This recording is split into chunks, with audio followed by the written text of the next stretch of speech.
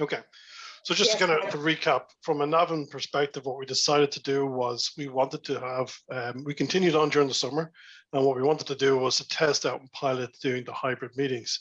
So there was already some material out there around this. So we took that material and we said, right, let's try it. So what is this hybrid meeting? Well, for most people, it's the same agenda, same format, nothing changes from a Toastmaster point of view. And the difference is it's face-to-face meeting based on social distancing guidelines. And then you're attending via, we have other people then attending via Zoom or Teams, etc. So that's all the hybrid meeting is. So what I was going to cover today was from our experience, what did we do? I'm going to start with kind of, checklist. What equipment did we use? How did we set up the room? And then we also going to give some insight into, we had to change some of the scripts around to suit the hybrid meeting. So what did we change? And then what key learnings did we have from that meeting? And then conclusions at the end. But what I would love to do is, I want to get as many questions as possible. So if you have questions, please put them into the chat.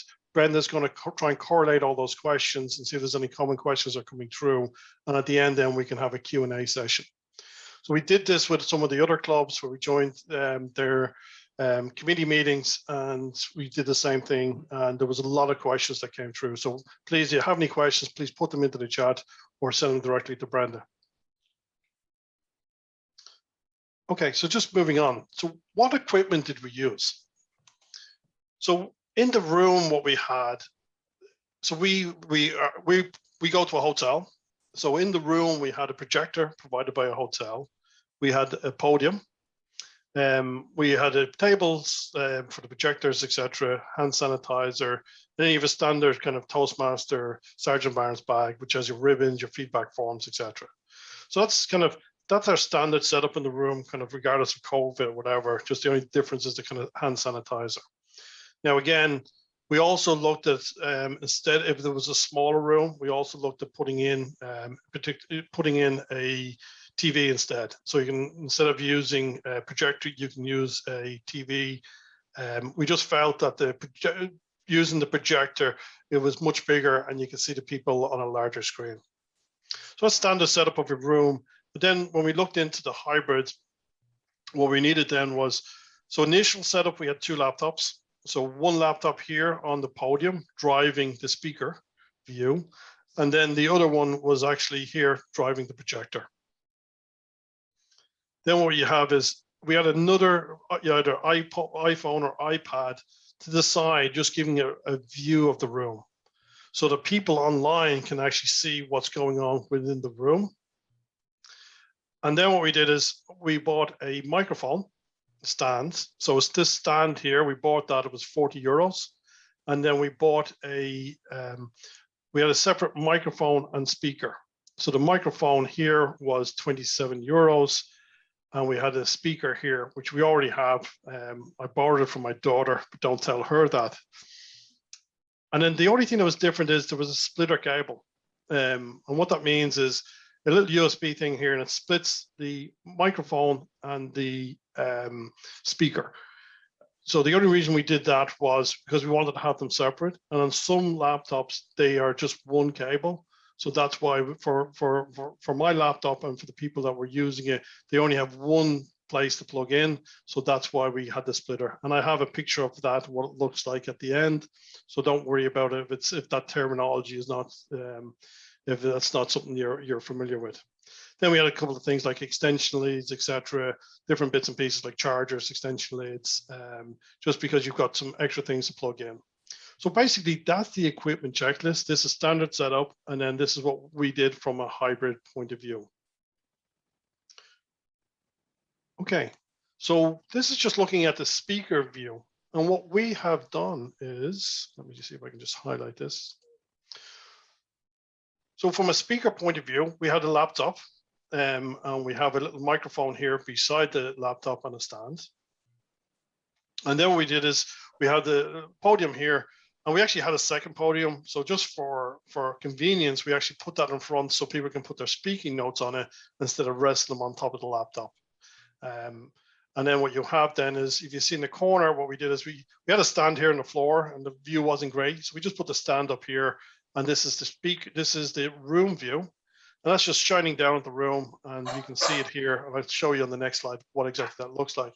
And it's just convenient, so people online, they can actually see who's in the room, and makes it a little bit more interactive when you have that room view set up.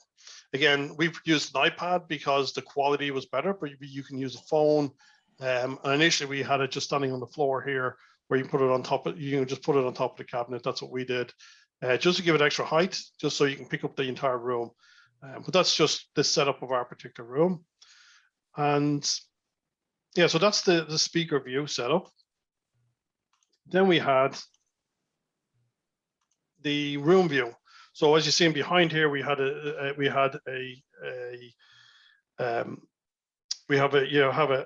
iPad or a laptop just showing the room. But this is the rest of the room where we have people around in a circle. We have the projector there and a laptop connected up to the projector. Now, what we subsequently found out is you don't need two. We can actually just connect that projector up, everything up to one laptop. So we don't actually need to have two. But initially, when we were setting it up, that's the way we did it, and it just was more convenient. One person driving the projector and one person, and then the speaker view over here. Okay, so we had to create a new script because we haven't done this before. So this is just kind of an excerpt of this, kind of summarizing the script. But really, what we're saying to people is we're following the whatever the protocol is for the hotel. Their guidance is if people are vaccinated, we can have 10 people in the room. And then what's really important is we have to have someone coordinating this. So Pat Foley, our VPE, she would actually coordinate who's actually attending in the room to make sure that we don't exceed our limit. And then the hotel recommendation was that people would be vaccinated in the room. Otherwise, we can't have 10 in the room. Now, when you come into the room, again, the guidance was you can take off your masks, but when you leave the room, you got to put them back on again. There was hand sanitizer. We asked people to use them coming in and out. So that's more around kind of COVID protocols. This is your standard Sergeant of Arms script at the bottom: toilets, emergency exits, muting your phone. This here is something that we created around the hybrid meeting. What's different? Well, you have to remind speakers that, if you talk in the room, people online can't hear you. So we ask everyone, if you want to speak and you want to be heard, you need to come up and stand in front of the speaker or stand in front of the microphone. I know it's simple, but these are just kind of basic guidelines or protocols that we're giving. We also found that you cannot provide feedback if you're in the room and the person's online. You don't have a laptop, you can't put it in the chat. So what we suggested is you send feedback, you email your feedback to our VPE with the speaker's name in the subject, and then they're able to pass it on. So that's just logistics. If you have the person that's not in the room, and then vice versa, people online can then put it into the chat and we can share it with them afterwards. So that was just a nuance of how do you provide feedback, which is really important.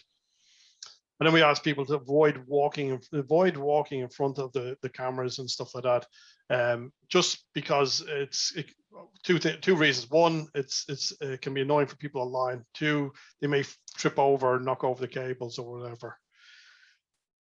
We also found that we have to have a role of, so in some cases you need to have your Zoom master either in the room or in the room next to you.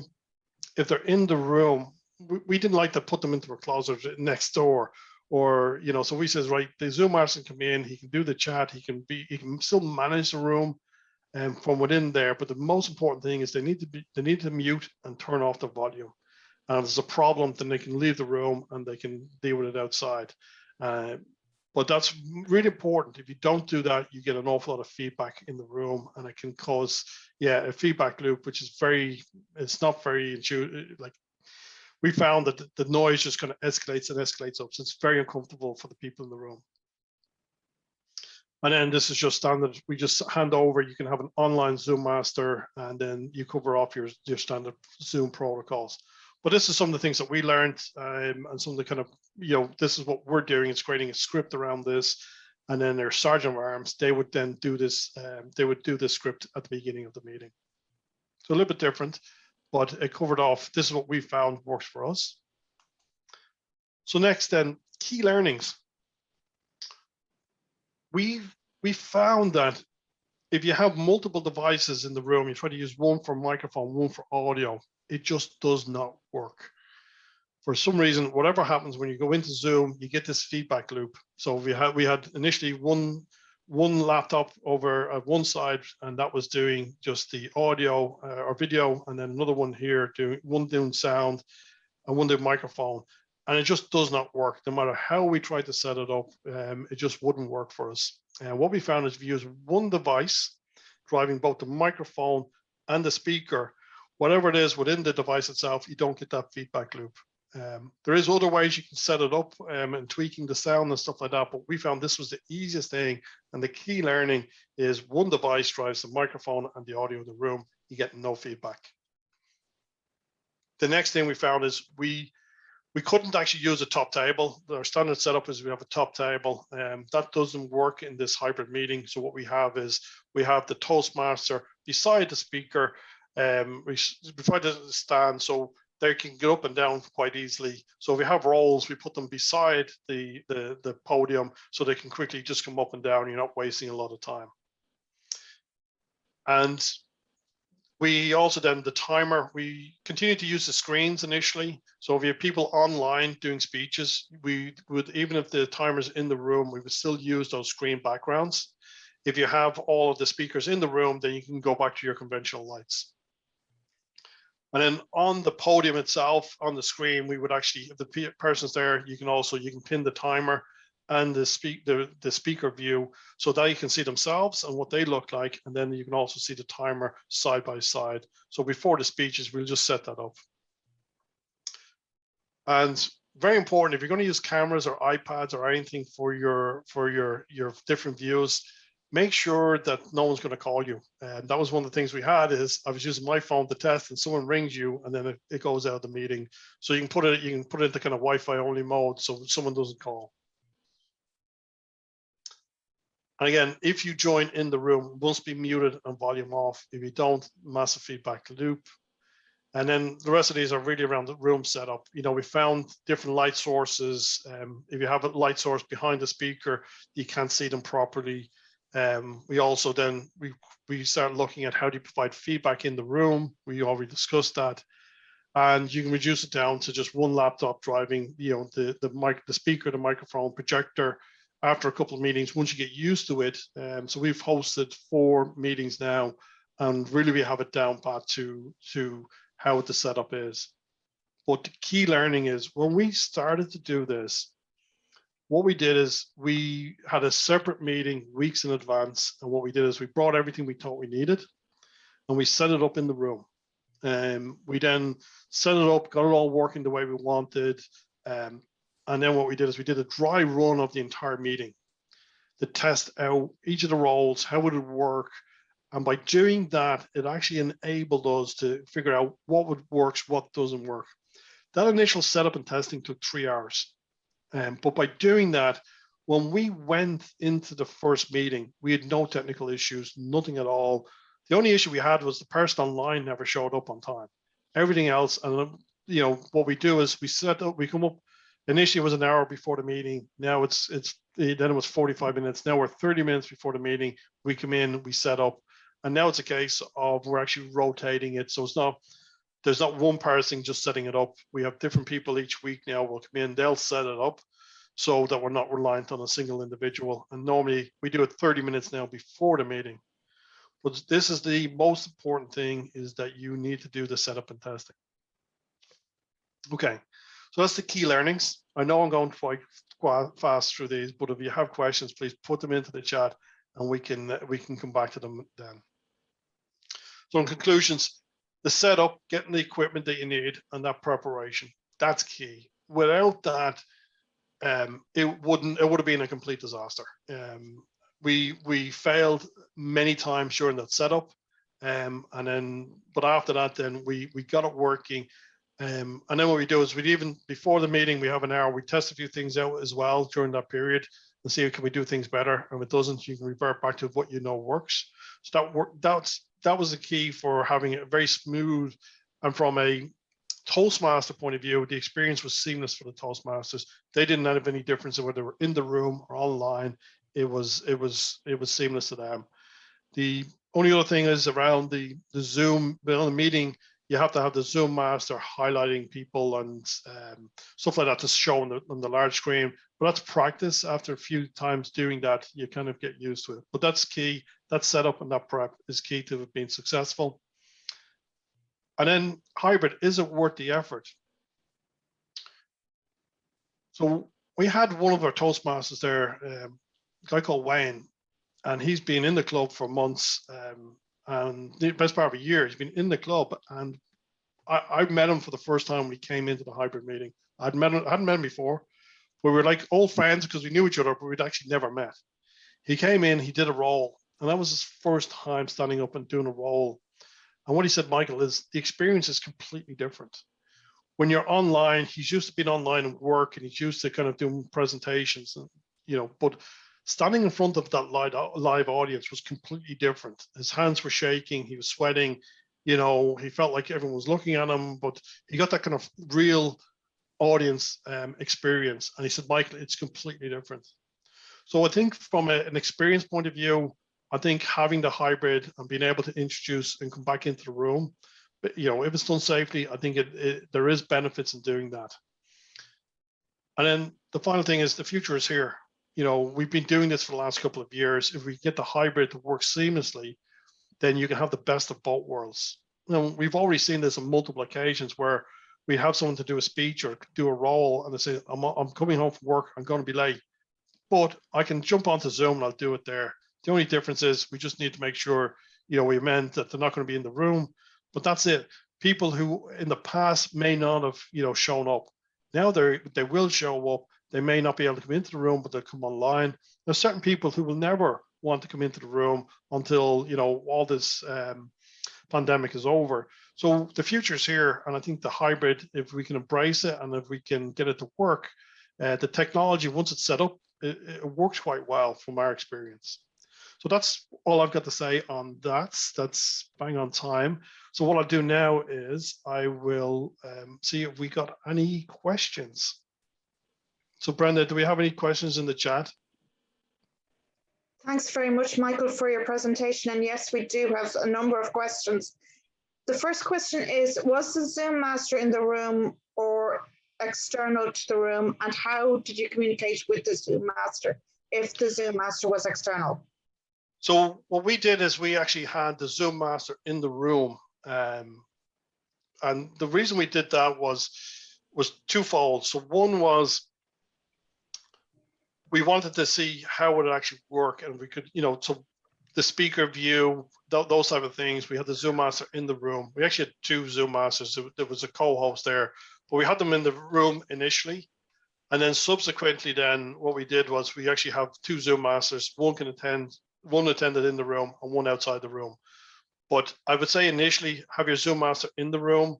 The only thing is if you have a problem where they need to talk to the individual, they need to come off mute, they need to leave the room. Otherwise, you end up with this feedback loop in the room. So that's the only thing I recommend is bring a headset like this if you're a Zoom master. And what you can do is you can just leave the room and you can talk to the individual and phone them up, or you can go into a breakout room with them. So that's what I recommend. That's what worked for us.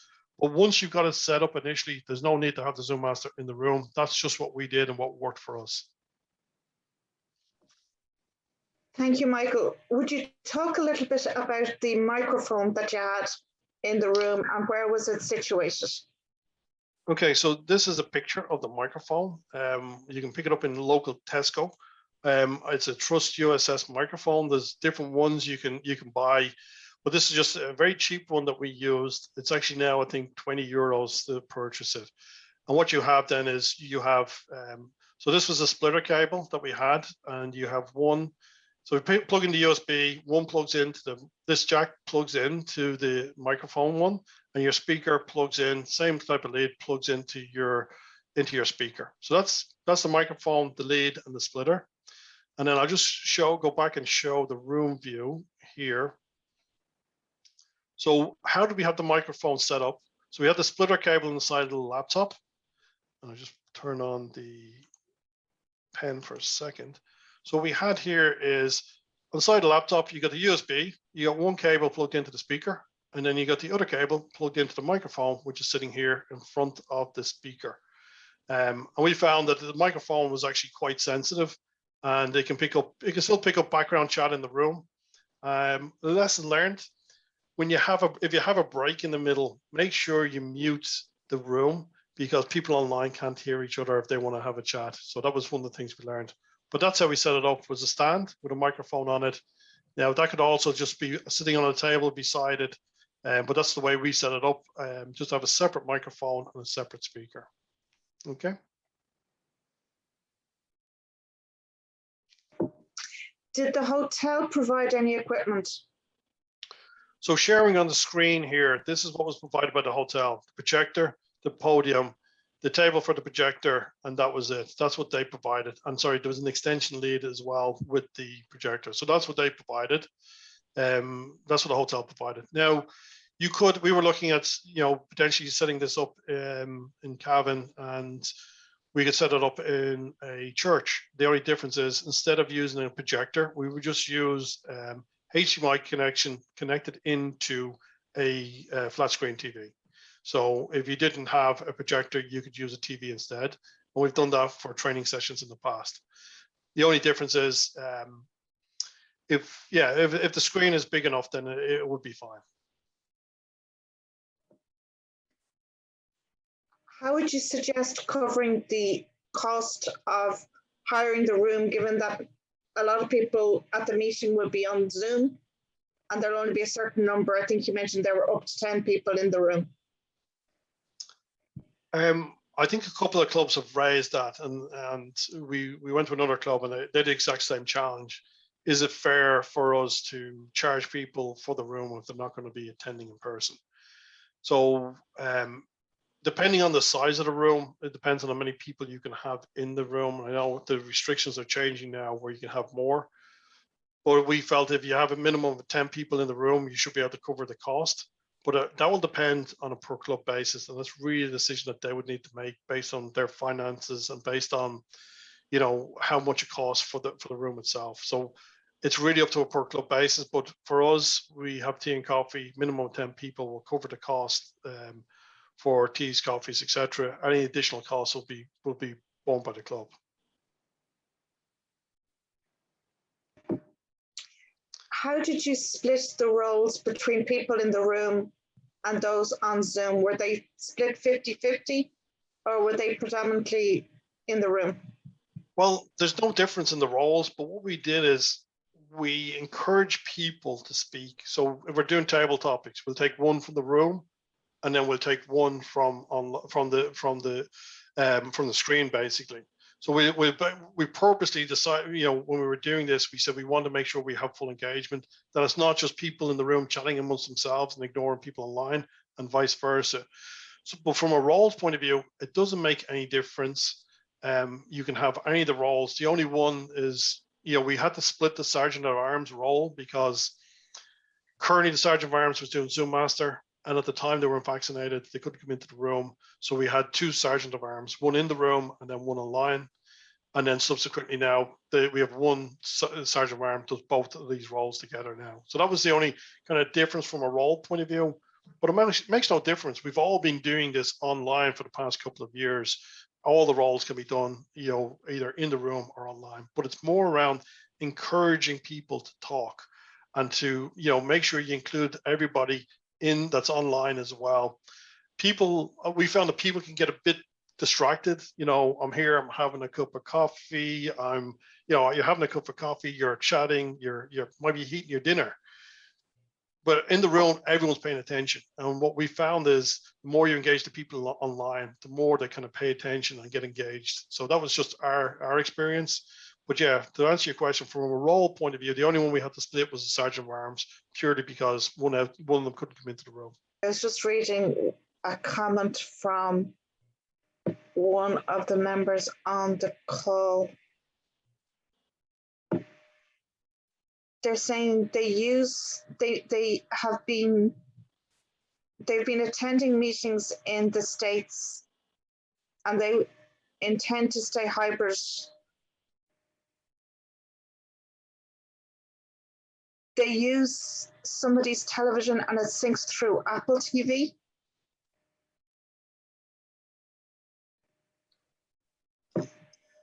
Yeah, so that's just from a presenter point of view. So basically, how do I get it onto the television and then stream it? So yeah, you can use Apple TV, you can use an iPad, you can use a laptop, you can use whatever mechanism you want to present. Okay, there's a comment. You can also get an analog splitter cable that will split from a 3-ring 3.5mm plug to a mic and speaker. Yep. Are they easily available? Yeah, they're easily available. Now, some laptops will already have those two connections where you can just plug straight in, but a lot of the newer ones, they've got a single connection. But you're right, you can get there's a splitter cable you can get where you can plug one in and it splits it out. I use the USB, it came with the microphone. But there is a couple other options. And what we could probably do is, Brenda, after the call, we could put maybe a few of those other options into the presentation and send it on to people. That was another question, so that's fine. There's a comment. You can also get Bluetooth speakers and microphones, so you don't need to use cables. Yeah, so this speaker here that we have is actually a Bluetooth one. The reason I didn't use it was I was afraid someone was going to call my phone and I was going to connect to my phone or something. So just to be on the safe side, I physically connected it. But yeah, this is actually a Bluetooth speaker. So you can connect it via Bluetooth and move it around the room. But yeah, that's definitely an option, is you can use a Bluetooth speaker as well. And there's a lot of them available at the moment on the markets, and a lot of people already have them at home. Probably just the only thing is maybe not a smart speaker, but a Bluetooth speaker would be good. Were you able to keep the equipment in the room until the next meeting, or did you bring it home? No, we bring it all home. What we do is, I think if you see it in the next slide, we have a big bag. It's a Smith's catalog bag, but basically we just put it all into a bag. I'll put it into the boot of the car and just bring it to the next meeting. And the only other thing we rely on is I'll bring my laptop, and then 2 other people, they bring theirs just as a backup. We only need one now to drive the room, but we just a couple of us just bring it just in case something goes wrong. And the only other thing is an iPad. We're initially using a little phone for the room view, but the quality wasn't as good as the iPad. So we just bring an iPad and we'll use the iPad for kind of viewing the room. But that's the equipment that we use. Keep it all in the bag, and then the only thing you won't keep in the bag, obviously, is your laptop or phone. But that's all the equipment. Yeah, the key thing is the same equipment goes into the bag, the same equipment comes out of the bag, and it's all kept in one bag. Otherwise, you'll find is if you don't do that, bits will be missing, or you get there, you don't have what you need. What I found, if it works, leave it in the bag and just make sure you have it. And then we also then throw some spares like extension leads and stuff like that in there as well. Okay. If guests came along to the hotel for the meeting, how did you manage guests given that you're limited to the number of people in the room? So we at the last meeting we did have a guest, but the same thing, the protocol is the same. If you want to join in the meeting, you would contact the VPE. They coordinate who comes into the room, and it has to be done before the meeting. So no one can actually turn up on the night, uninvited. Basically you have to go through the VPE. And we've actually in our last meeting we had a guest that came and subsequently become a member. I think one of the reasons they did join was because it was a hybrid meeting. They were able to attend in person, and they found it very useful. But yeah, you have to coordinate it. In this current climate, it has to be coordinated. Otherwise, we don't want to be breaching the hotel protocols. And yeah, so it has to be coordinated. No one can show up on spec. How did tabletop speakers in the room speak? Did they speak from their seat, or did they go up to the lectern? So what they did is they went up to the lectern. But what they did was we actually put a seat down beside the lectern, so that or you can actually be the first seat beside it, depending on what way you've set up the room. But what we did is we we had them seated right beside it, or you can get them to stand off to the side. So they would do the topic, and then they nominate the person and then step back. And that's the way we did it. And the reason you can't do it from the seat is you're not going to be heard, and then you're not going to be seen. So you have to come up to the lectern. But in order, you don't want long delays and pauses. So what we did is you have the topics master standing by, so they can either be standing beside, the lectern to the side, 1 meter apart, or they can be seated beside it so they can just quickly just step up and down. What is playing on the laptop? So on the laptop, what we have is we just have Zoom on the laptop, and basically it's logged in as a Zoom client.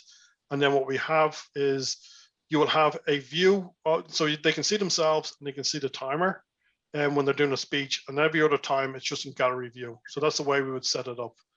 And just, because, for any other role, you need to be able to see who's in front of you. And whenever you see there in the background, there is a tendency to turn around and look up at the screen. So if you have the gallery view there, they can look down at the screen as opposed to looking up here to pick people. So normally you just leave it in gallery view unless they're doing a speech. And then what we do is switch it to, so they can see themselves and they can see the timer if they're remote. So that's the way we've been setting it up. And it's worked quite well. If the room frame camera is faced to the audience, how do those on Zoom see the speaker? So there's two. How they see it, and we make sure that they're able to see it, is the Zoom master, they will highlight the person that's doing the speech. So everyone just sees that person, okay? Now when the speech is over, then you cancel the highlight view. So that's the way we do it. So when you're speaking, like me, when you're speaking into the camera, that's what you see. And there's another screen logged in, and it's called the hotel view. And that hotel view is so you can see who's in the room. And it's just, you don't actually need it. Technically speaking, you could do without it, but it's a great way for people to feel that they're part of the meeting. So that's why we have a separate client logged in, and that's what I was showing in the previous slide. So I'll just show that again. So we have a separate machine logged in here. Separate machine. So this is a separate one that's logged in over the side here. And what that does is that's just a camera that's pointing back at the room, and that shows the table, and everyone can see who's in the room. Technically speaking, you can run it without that, but it's a better experience when you can actually see who's in the room. And then, yes, and that's what we do is we would get the Zoom master to highlight the speaker when they're doing that, so nobody sees anything else, and it's just a better experience. And the other thing it also does is when you highlight it on this screen here, it'll put it up large, so everybody in the room will see a big view of the speaker, especially if they're online, rather than a small view of the person. So that's what we've been using and doing. The Zoom master, when you got a speaker, they'll just highlight the speaker or spotlight the speaker. How much time does it take to set up and set down? So the setup initially was taking an hour to set up, but we have it down to we come in 30 minutes before, and it takes about 10 to 15 minutes to set it up and test it. And that's what we do is we set it up, we test it, make sure everything's working, and we get one person to join remotely just to make sure that it's working. And then we switch it off for 15 minutes, or we just leave it there for 15 minutes until the meeting starts. So it's about 15 minutes now to set it up. And taking it apart is probably about, probably about 10 minutes, because you don't have to test anything. You're just taking it out, and what we're doing is basically just putting it back into the bag. Would another option be to have a camera master who moves the camera from speaker to audience to make it more action-like? Also, a good 27 computer monitor could be used, can be a lot cheaper and easier to transport. Yeah, well, I think the problem is, a large screen is, so that is definitely an option. If you don't have a projector, you could use the large screen. Now, one thing we did look at was, so the particular camera setup that we have there. So this particular setup here, you can actually put the camera on top here, and you can have a handle behind it, or you can set it up to the side, And you can basically, if you want someone to kind of do a speech and move across the stage, you could do that, and you can follow them with the camera. So potentially that is something that we did look into, but for the moment, what we said is let's keep it simple. Let's keep it simple, set it up, have the people come up to the podium, rather than kind of you're adding this level of complexity. So, but you can do that. You can basically just have someone there with a camera. So instead of having this here fixed, you could have a camera here and just highlight the person and kind of follow them going over and back. I don't think I'd be a big fan of spinning the camera around and doing a lot of this type, that spinny type thing. I wouldn't be a big fan of that. But you could definitely, for certain speeches, if they want to use the stage, you could definitely do something along those lines where you can set up a camera and just have them going along. There's also selfie sticks with microphones in them where they can actually do it and walk around. But to be honest with you, I think that's, crawl, walk, run. I think at the moment we're up to a walk. I think that would be more kind of professional production than setting up the basics. But yeah, there's no reason why you can't do that. If you have the technology and you have someone with a steady hand, they can just follow the person over and back and stuff like that. This was one of the big things that was raised initially was, if I have to stand at the election, I'm not using the full stage, but that's with the setup that we have there. You've got actually 4 or 5 feet behind you. You can go left and right. You can still use a bit of the stage. The only thing is, we always encourage people to kind of come out and stand out from the lectern. But I think that's a step beyond where we're at the moment. We're just trying to get it set up, get it so people get used to it, and that we can do it in the room. But there's no reason over time that you couldn't move to that type of solution. Was the sound quality for the members who were tuning in remotely of good quality? It was perfect. So after every meeting, we would have a kind of at the end of the meeting, we'd have a quick checkpoint and say, guys, what was for you? What was the experience like? Anything we can do to improve it? And for the people that were online, there was like for them, they didn't have any issues. The only one that we kind of lesson learned was during the break. What we didn't do is you should mute the microphone in the room, because everyone's chatting in the room. And then people online, they can't actually talk to each other because all they hear is this background chatter. So that was the only kind of, from a speaker point of view, lesson learned is, if you're having a break or tea and coffee, mute the room. Otherwise, people online can't talk to each other. There's a couple of questions relating to voting for the best speaker, the best evaluator. How did you collect votes? Or is that something that you do in Navan? We don't do collection of votes in Navan. So the protocol that we were using was giving feedback. So the VPE can collect the feedback, and so you can actually, if you want to do it, you have to do it 2 ways.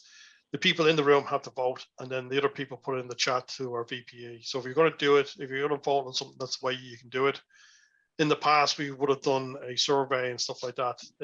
But if you want to do something real time, the only way you can do it is having 2 votes online.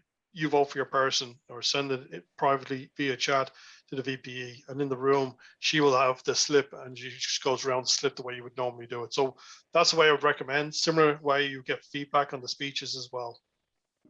There's a comment in the chat relating to online feedback forms that everyone can use. And so that's for the evaluations and for votes as well, if that's something that your club does. Yeah, the only difference is you have to print off the ones in the room and get them to fill it in, because they won't have it in front of them, so that would be the only kind of difference. There's a question, is it effectively still a Zoom meeting? Technically speaking, it's still a Zoom meeting, because what you're doing is you just have 2 more participants. So yes, you're right. Technically, it's a Zoom meeting, but more than half the participants are actually on a single client, or 2 clients basically. But yeah, you're right. It's still a Zoom meeting, but you've got half the people are in a room. But like I said in my conclusion, it's a live audience.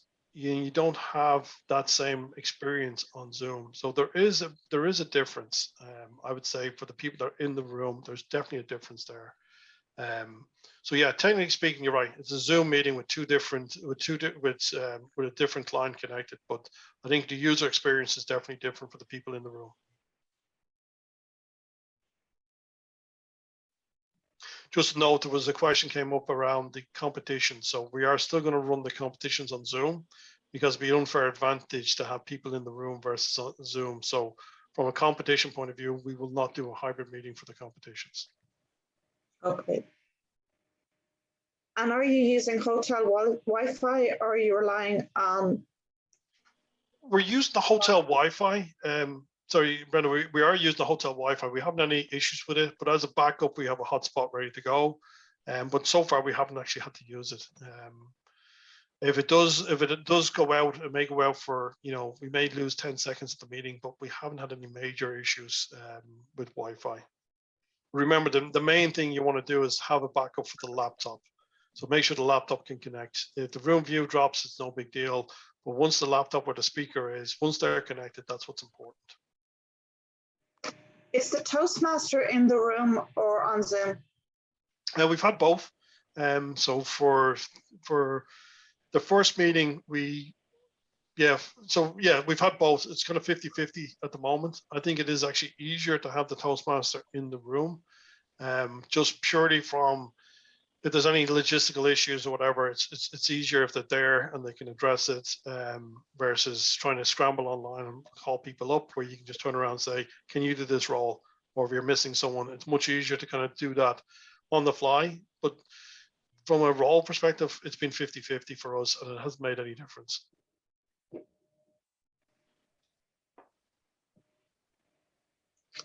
Okay, I think that's all the questions that have been asked in the chat, Michael. So I think Adrian has a question. Sorry, Aidan. Yeah, sorry, it's easier for me to ask it than trying to type it in the chat. I think you've covered it all in the different places in the session. I'm trying to get my head around it. So you potentially have a phone and an iPad, which actually has a film, is actually cameraed in on the room itself, whether it's on the speaker or the meeting people. So that will be logged into Zoom, and obviously the camera will be on and unmuted so that everybody on the Zoom meeting can see what's happening in the room. Is that right? Is that my understanding correct on what that's used for? Yeah, so you can use it. So that's all we're using that is. It's connected to Zoom. The Zoom master will rename it to kind of, whatever the hotel room name is, they rename it to that. It's muted and it's basically just left on. Now we also, I put it on the view there so you can, whatever's on that is what everyone else sees.